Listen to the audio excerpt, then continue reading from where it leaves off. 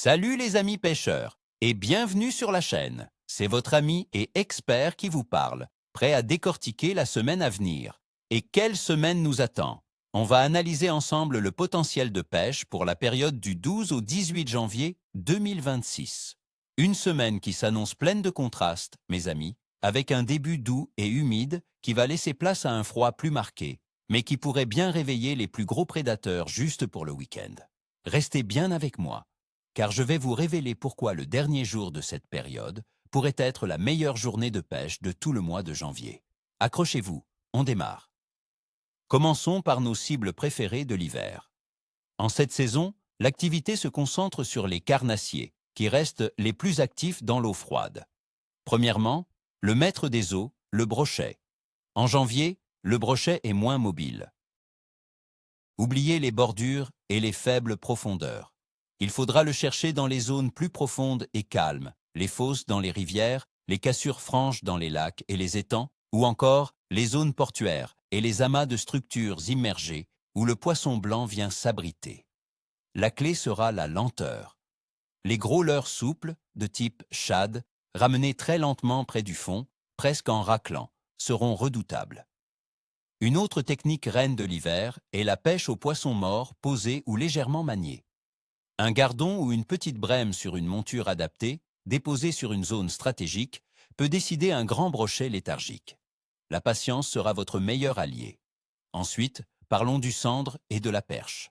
Ces deux compères se trouveront souvent dans des habitats similaires. Comme pour le brochet, privilégiez les zones profondes et structurées, les piles de pont, les tombants rocheux, les épaves. Le sandre, particulièrement sensible à la lumière en hiver, sera plus actif par temps couvert. Pour le provoquer, les techniques verticales sont souvent les plus efficaces.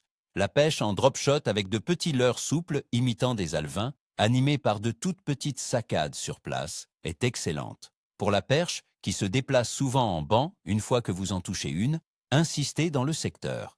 De petits jigs métalliques ou des leurres souples montés sur de légères têtes plombées et animées très lentement sont parfaits pour déclencher leur agressivité. Maintenant, analysons ensemble les conditions générales qui vont dicter nos sorties. C'est ici que tout se joue, les amis.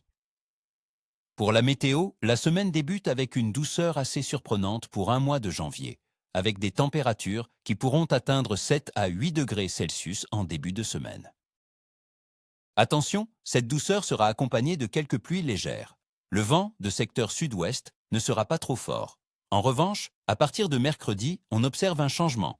Les températures vont chuter progressivement pour revenir à des valeurs de saison, autour de 3 à 5 degrés en fin de semaine.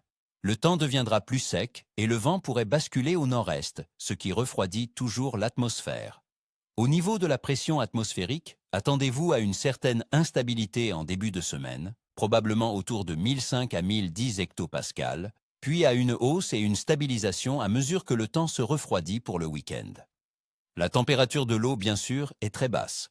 Elle oscillera probablement entre 3 et 6 degrés Celsius. Dans ces conditions, le métabolisme du poisson est très ralenti. Il ne se nourrit que par courtes périodes. C'est pourquoi nos approches devront être précises et lentes pour présenter notre appât ou notre leurre directement devant sa gueule, sans lui demander de faire un effort. Et la lune, me direz-vous? C'est un facteur très intéressant cette semaine. Nous commençons la période juste après le dernier quartier et nous allons glisser tout droit vers la nouvelle lune qui aura lieu précisément le dimanche 18 janvier.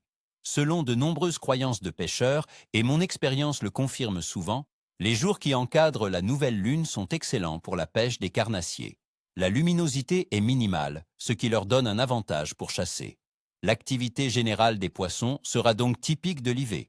Les poissons blancs seront regroupés en bancs serrés dans les zones les plus profondes et les moins exposées au courant. Les carnassiers ne seront jamais très loin. La clé est de trouver ces zones de tenue et de pêcher très lentement et avec insistance. Les fenêtres d'activité seront courtes, souvent à la mi-journée lorsque la température est à son maximum, ou lors des changements de lumière à l'aube et au crépuscule. Alors, concrètement, quel jour sortir sa canne? Voici mon pronostic détaillé. Lundi, le 12 janvier, je donne une note de moyen. La douceur est un plus, mais la pluie et la pression probablement instables risquent de rendre les poissons un peu baladeurs et difficiles à localiser. Il y a un coup à jouer. mais il faudra chercher. Mardi, le 13 janvier. Un pronostic moyen également.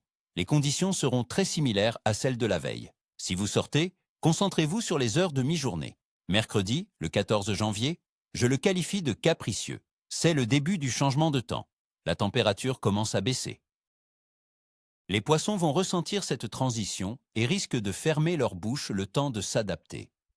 Une journée compliquée en perspective. Jeudi, le 15 janvier. Une journée que j'annonce difficile. Le refroidissement sera bien installé. La pression sera probablement haute et stable. C'est souvent une combinaison qui cloue les carnassiers au fond. Il faudra être très technique et patient pour espérer une touche. Vendredi, le 16 janvier. Un pronostic difficile, mais en amélioration. Le froid est là, mais les conditions se stabilisent et, surtout, on se rapproche de la nouvelle lune. L'activité pourrait commencer à frémir en toute fin de journée. Samedi, le 17 janvier. Là, ça devient intéressant. Je donne un bon potentiel. Nous sommes la veille de la nouvelle lune, le temps est froid mais stable. C'est une journée classique où les gros poissons peuvent se mettre en chasse. Sortez vos plus beaux leurres, ça peut payer. Et enfin, dimanche, le 18 janvier. C'est pour moi un potentiel excellent. C'est le jour J, celui de la nouvelle lune, le pic d'activité attendu de la semaine. Même s'il fait froid, les prédateurs seront probablement de sortie, profitant de la faible luminosité pour surprendre leur proie.